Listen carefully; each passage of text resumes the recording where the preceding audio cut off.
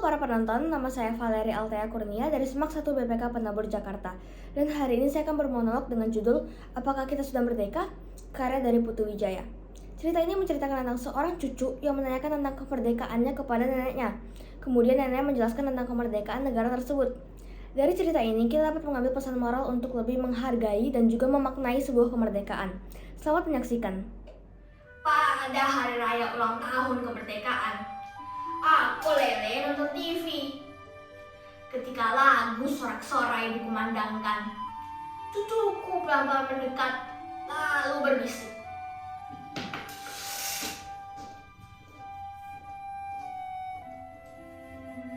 Nek, apakah kita sudah merdeka?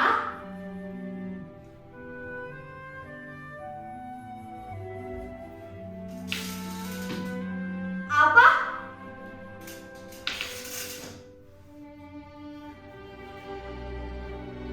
Apakah kita sudah merdeka, Nek?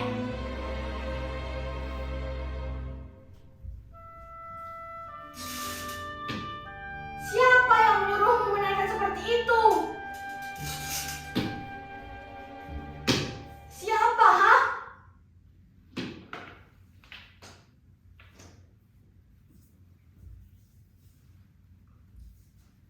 Aku baca di koran.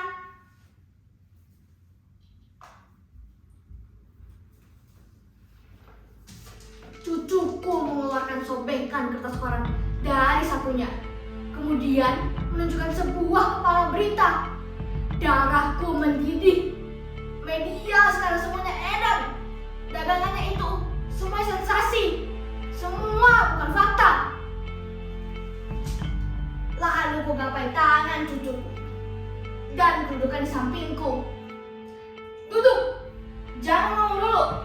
Aku mau bicara. Apa-apa saja kerjaan gurumu di sekolah. Apa gurumu sudah berhenti ngajar sejarah Indonesia? Apa gurumu tidak pernah memberitahukan kepadamu bahwa pada tanggal 17 Agustus 1945 jam 11.30 di Jalan Pegangsaan Timur, Bung Karno dan Bung Hatta telah memproklamirkan kemerdekaan kita.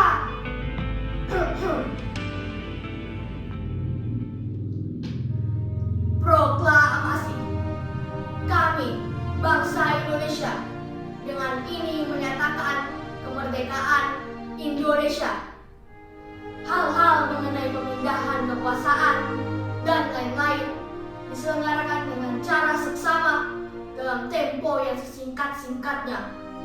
Jakarta, 17 Agustus 1945, atas nama bangsa Indonesia, Soekarno-Hatta.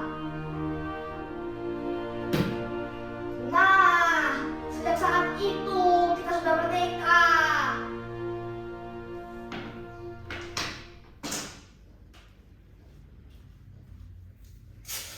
Jadi, kita sudah merdeka ya, Nek?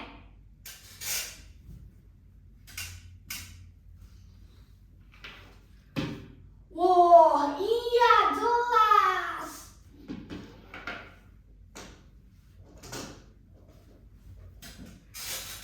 Kalau kita sudah merdeka, Nek, kenapa kita masih miskin?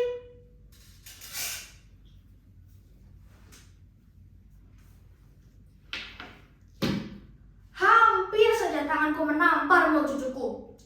Untung aku ingat anak kecil ini masih cucuku sendiri. Sambil menahan geram. Cucu, dengarkan baik-baik. Kalau kita merdeka, itu artinya kita telah bebas dari penindasan penjajah. Kita bebas berbuat. Kita bebas berpikir. Kita bebas menentukan nasib kita sendiri. Tapi kalau kamu kalah, lemah, miskin, terpuruk, gagal, kecewa, sakit, wow, itu bukan urusan kemerdekaan. Gini, kalau kamu mau kaya, harus kerja keras, harus mencari sendiri nasib kamu. Gak ada orang mau menolong. Kalau kamu mau jaya, mau hebat, mau berhasil, harus kerja keras, harus berani berjuang, harus berani bersaing, harus berjuang melawan tantangan. Gak ada orang mau nyuapin, apalagi mengasihani. Kalau kamu pintar, berprestasi, rajin, yakin kamu bakal jadi orang nomor 1. Tapi kalau kamu bodoh, teler, melempem, doyannya hanya mengeluh, mengemis, protes, yakin kamu bakal jadi orang kere seumur hidup. Karena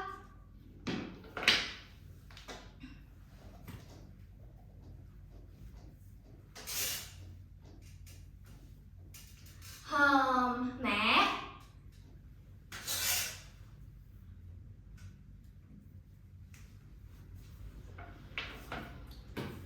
sebentar, jangan ngomong dulu.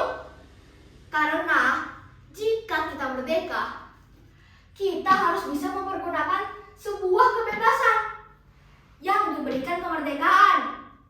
Jangan mentang-mentang kamu merdeka, pikir terus seenaknya sendiri, seenak udahmu sendiri, kebablasan. Padahal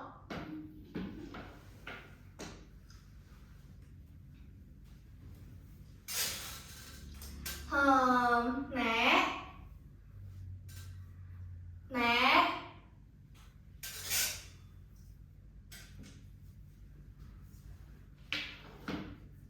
tunggu. Jangan ngomong dulu. Aku belum selesai ngomong.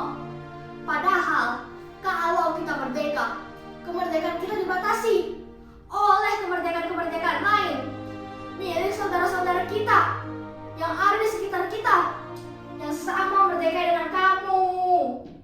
Walhasil, kalau kita merdeka, sebenarnya kita tidak merdeka. Mengerti?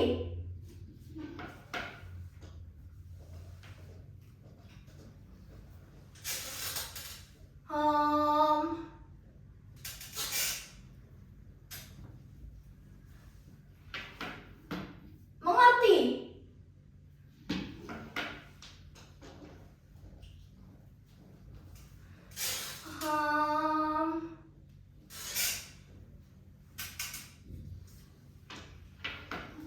Mengerti tidak?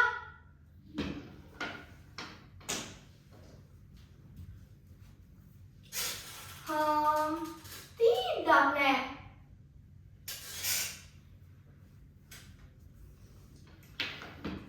Nah, dengan kamu bilang tidak, itu artinya kamu orang yang merdeka.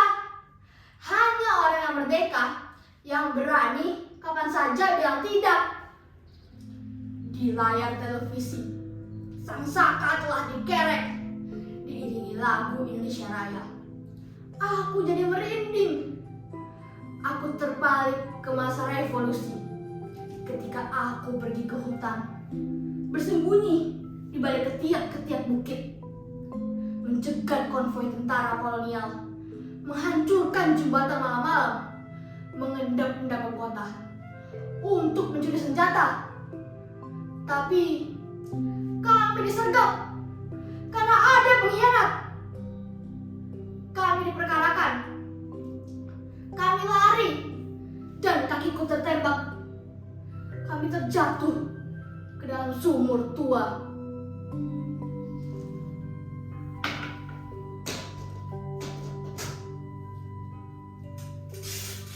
Jadi, kita sudah merdeka ya, Nek?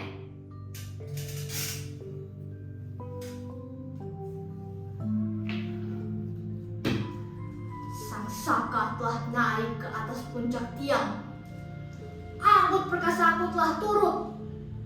Aku telah ikut.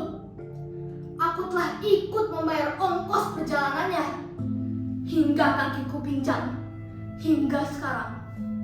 Tapi sama sekali tidak ada rasa menyesal.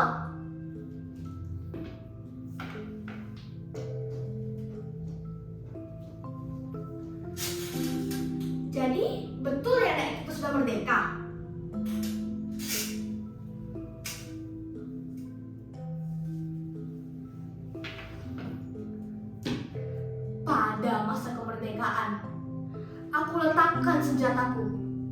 Aku kembali ke sawah.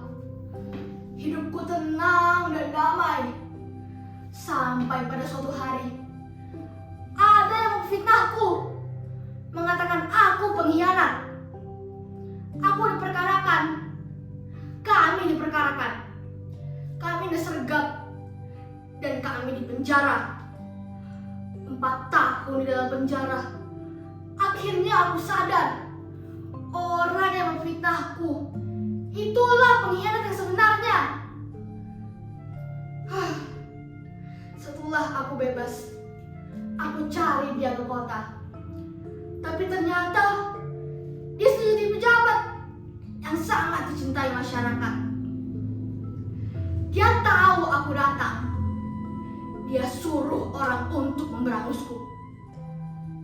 Aku bukan pahlawan lagi. Aku adalah orang biasa yang sangat mencintai keluargaku. Aku lari. Aku melarikan diri. Aku menangis. Aku menjerit. Aku menangis di dalam batin.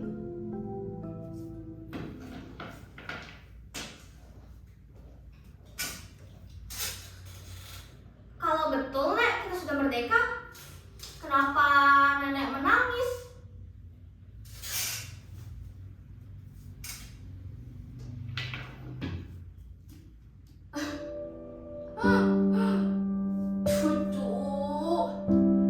Cucuku, Nenek menangis karena kita sudah merdeka.